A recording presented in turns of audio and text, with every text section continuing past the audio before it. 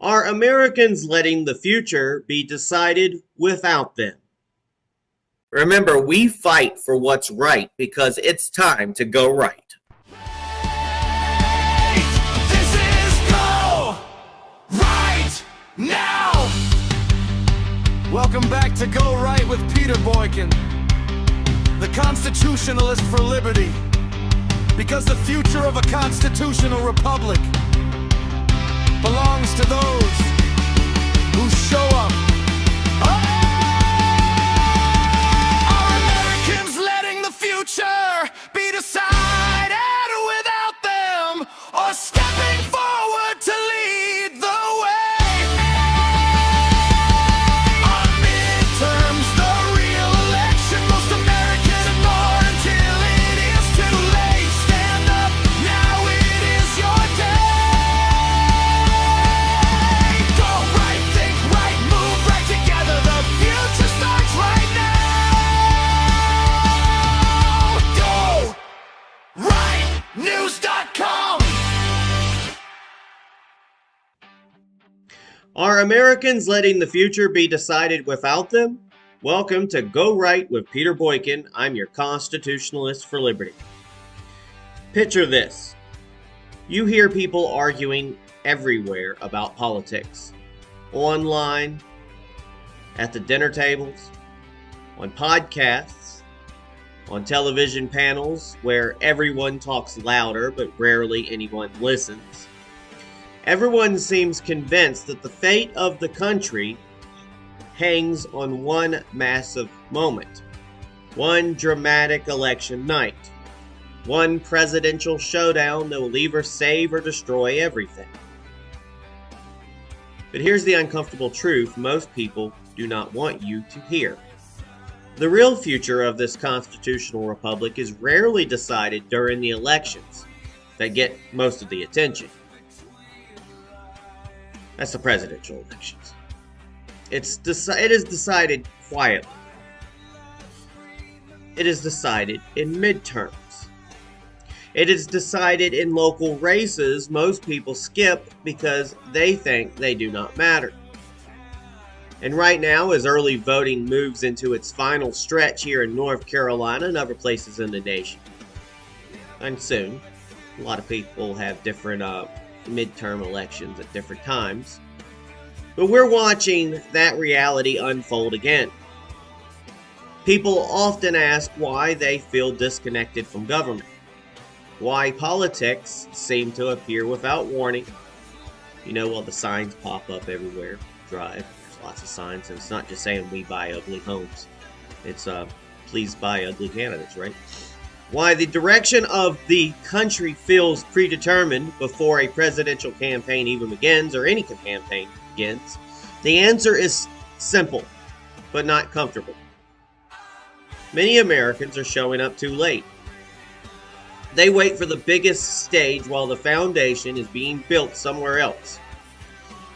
Now, in a constitutional republic, power does not magically flow from the top down. It flows upwards. More like trickle up. Local councils shape communities. State legislatures shape nationwide policy. Congressional races shape federal direction. And all of those layers interact long before a presidential election becomes the headline. And that's where midterms are where the chessboard is set. They determine who draws districts, who writes election laws, who controls committees, who funds or blocks legislation, and who frames the narrative heading into the next national cycle, which is the presidential race, 2028. Yet the turnout drops. Why? Why? People ask, why? Because people are told these elections are less important. Because media attention shifts elsewhere. Because cultural war arguments distract from structural reality. Now here's some opinion-based commentary. It all is opinion, folks. Both parties are guilty of this dynamic. Political machines understand something the average voter often forgets. Control is easier when participation is lower. A motivated minority can shape outcomes when the broader public stays home. They win when you stay home. That's not a conspiracy theory. You don't have to put 10 hats on, and aluminum's expensive nowadays. That's just plain mathematics. Low turnout magnifies influence. And that is why midterms are not just another election. They are the leverage point. That's why we say we always lose in the midterms. Look at the debates happening right now across the country. Election laws, early voting access, local policies affecting schools and infrastructure, federal legislative agendas already being shaped by who holds committee power. And none of that starts with a presidential inauguration. It starts here. It starts with who voters choose in races that rarely trend nationally. Now let's talk about something even deeper. Trust. Many Americans feel politically homeless. They see both parties fighting headlines, battles, while everybody and everyday economic pressures rise. They watch politicians debate symbolic issues while families worry about groceries, housing, and security. I'm just like you folks. I feel about the same thing. I worry about every day out there hustling to make my money, to pay my bills, hoping that maybe there's a week more or longer in the month. So this disconnect is real. But the solution is not in disengagement. Disengagement is surrender, throwing up the white flag. When citizens step back, systems don't pause. I mean, we're in a shutdown right now, a semi-shutdown that hardly anybody's talking about, but we are in one. When Homeland Security and things like that, with all the people traveling and getting out of town for winter and such, that you somehow have an operating security, DHS, but with no money and no direction. But meanwhile, decisions continue. Policies continue. Power reorganizes itself without the voices that chose silence. And then people wake up months or years later wondering how things changed so quickly. Like, we just got out of the COVID, where we couldn't even say COVID. Couldn't even say COVID in a video without getting in trouble. And that changed the world. People don't understand what slight changes it changed. How our powers were taken from us. Our constitutional powers. But they didn't change quickly. They changed quietly. And that's the lesson of midterms. The future is rarely stolen overnight. It is shaped gradually through smaller choices that accumulate into larger outcomes. Now, more opinion. It's all opinion, folks. From a constitutionalist for liberty's perspective, that's me, the health of this republic depends on consistent engagement at every level. Federal elections matter, but so do county commissioners, school boards, judgeships, and state legislative seats. These offices shape daily life in ways that many citizens underestimate. This is especially true in states like North Carolina, where demographic shifts, we're a big purple state, with the majority of voters being unaffiliated. I know the Republicans are happy that they've beat the Democrats in registered voters right now, but how many people are leaving from parties to become unaffiliated? So again, this is especially true in states like North Carolina, where demographic shifts, policy debates, and political competition create a dynamic environment where small margins carry large consequences. Early voting is not just convenience, it is an opportunity. And then people complain, oh, it's too long, early voting's too long, but yet people still don't come out. 2 weeks, weekends, people still don't come out. It's the moment where citizens decide whether they are the observers of the political process or participants shaping it. Folks, I don't sit here and just yap all day long and talk about things and not do anything about it. This is where a lot of people can do stuff about it. At the voting box. Talking about candidates, getting the right candidates in, pushing and helping the right candidates here. You worry about term limits and stuff, well, find better candidates. You worry about presidential campaigns or sheriff campaigns or Congress campaigns or Senate campaigns, and people complain. You got to think about how we can win, who we can put in there that not just win, but also make sure we have somebody in there who actually can do their job. Not just to win. It doesn't do us any good to have somebody in there that wins, but then does a horrible job. This is the moment, again, when citizens decide whether they are observers of the political process or participants shaping it. So here's the real question. Are Americans going to continue treating midterms as background noise while expecting presidential elections to fix everything? Or are they going to recognize that the real direction of this country is determined long before the spotlight arrives? Because the truth is this. The future of our constitutional republic is not decided by the loudest voices. I know that. I'm pretty loud, but I'm not the one that decides it all. You do. It's decided by the people who show up when fewer people are watching. And that moment is happening right now. Time to go right, vote. Do right, be right, think right, vote right. Go right. Thank you for tuning in. This is Go Right with Peter Boykin. I'm your Constitutionalist for Liberty. You can check us out on Rumble and YouTube. That's our main places. Spreaker distributes our podcasts everywhere. At least you can listen to it. And please share. Please like. Please follow. You can donate at $GoRightNews. That helps keep the website up.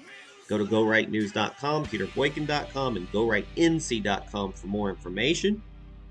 Thank you for tuning in. Yeah. Turn it on now.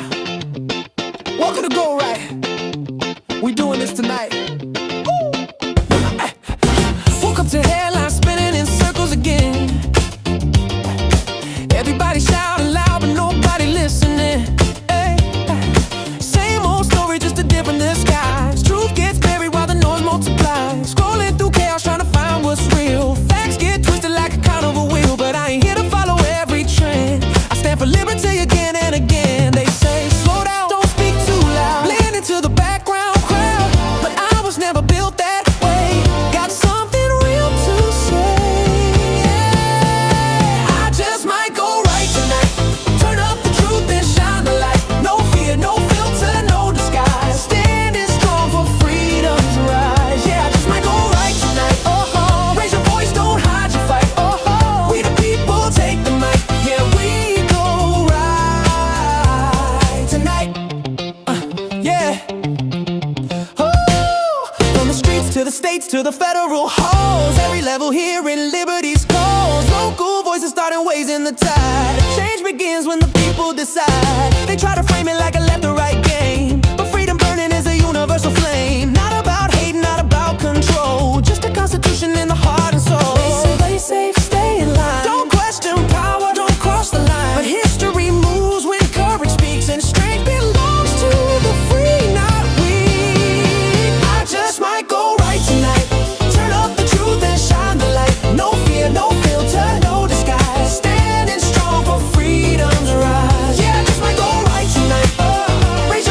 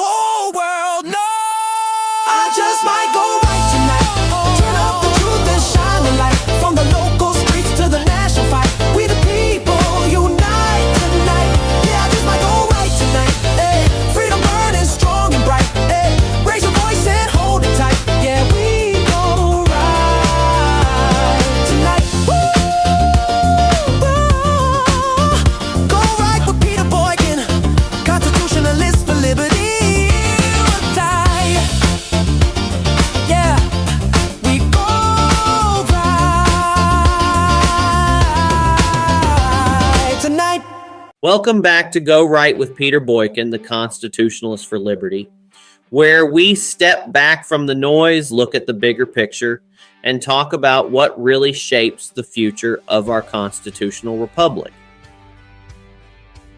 A quiet conversation recently started with the simple observation: people talk endlessly about presidential elections.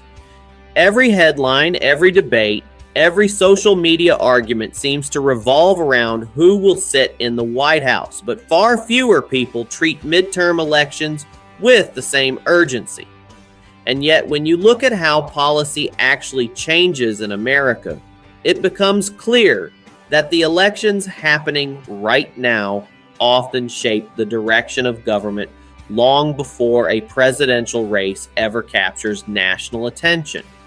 As early voting enters its final stretch before Election Day here in North Carolina, the real story is not just about who wins individual races.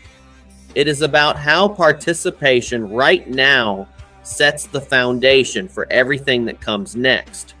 Federal legislation, state policy, local school board decisions, infrastructure priorities, public safety, taxes, and even how future elections themselves are run all start here.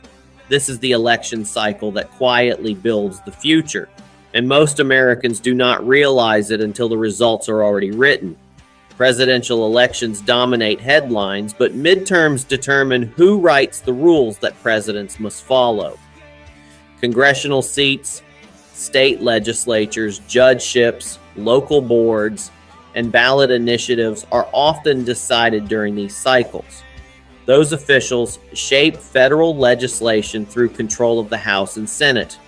They shape state policy through legislatures and executive offices. They influence local regulations affecting taxes, schools, policing, and infrastructure. And they determine election laws that govern how voting happens in the future. The structure of a constitutional republic means power flows upward from local decisions. When turnout is low, smaller groups have outsized influence. Political science research consistently shows that turnout changes outcomes. Small shifts in participation can swing entire districts, especially in off-cycle elections where margins are narrow. Midterms are not a side story. They are the mechanism that builds the battlefield for future presidential races. Right now, North Carolina early voting is showing why engagement matters. Early turnout has reportedly exceeded expectations in some areas, suggesting heightened interest and potentially shifting political energy. Competitive races at multiple levels, including local offices and high-stakes statewide contests, are already shaping expectations about where momentum may go next. These races matter because they determine who writes state laws, who influences federal policy, and who frames the national debate moving forward.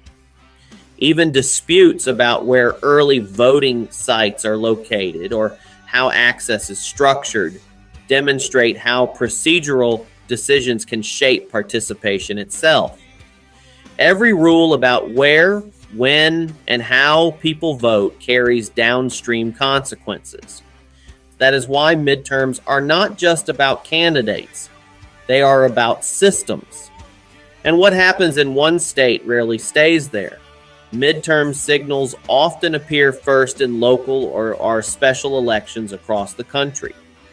Analysts watch these early results closely because they reveal enthusiasm gaps between parties, expose messaging that resonates with voters, and preview coalition strengths and weaknesses. Political momentum rarely appears overnight. It grows through smaller elections long before presidential debates begin. A flipped state seat today can foreshadow congressional changes tomorrow. Another reason midterms matter is that many policy battles are already being shaped at the state and congressional level before national leadership changes.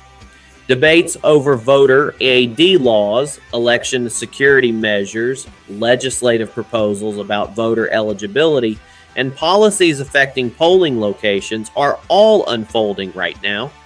These decisions influence turnout, trust in institutions, and the direction of governance itself. The future is not waiting for a presidential election. It is being decided right now. From federal to local levels, elections cascade through the system. Federal outcomes determine national policy and judicial appointments. State governments decide how federal laws are implemented, how districts are drawn, and how election rules function. Local governments directly affect daily life through zoning, policing priorities, school boards, and taxation. Midterms connect all three levels at once. Ignoring them is like watching only the final act of a movie while missing everything that explains how the story got there. Historically, midterms suffer from lower turnout compared to presidential elections. That creates a paradox. The elections that most directly shape governance often receive the least participation. When fewer people vote, outcomes can reflect only a narrow slice of the electorate. That shifts power toward the most motivated groups rather than the broader population. Here's the bottom line. Many Americans criticize the direction of government while overlooking the elections that quietly shape it. Midterms determine who writes the laws, oversees the rules, and structures the political landscape long before a presidential race begins. When voters disengage, they are not just losing one election, they are surrendering multiple layers of influence. So welcome back to Go Right with Peter Boykin, the Constitutionalist for Liberty. If this conversation resonates with you, follow across all social media platforms, share this episode, and let everyone else know the question we should all be asking right now. So we ask again, are midterms the real election?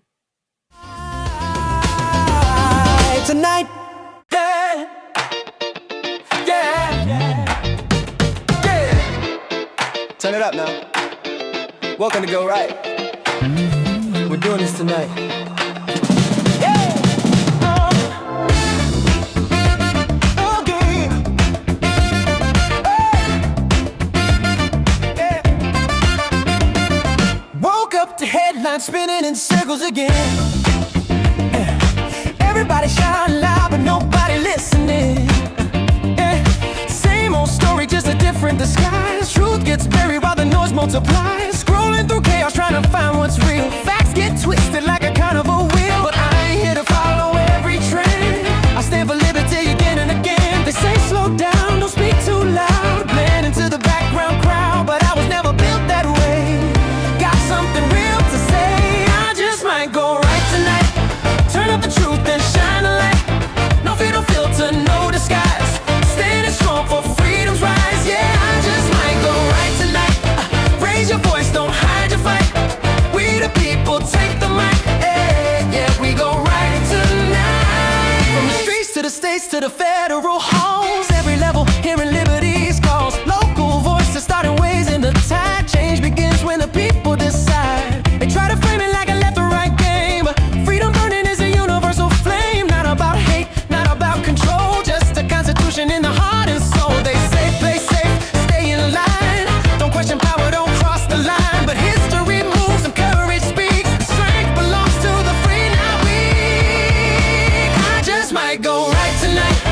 Turn up the truth and shine the light. No fear, no filter, no disguise. Standing strong for freedom's rise. Yeah, I just might go right tonight. Raise your voice, don't hide your fight. We the people, take the mic.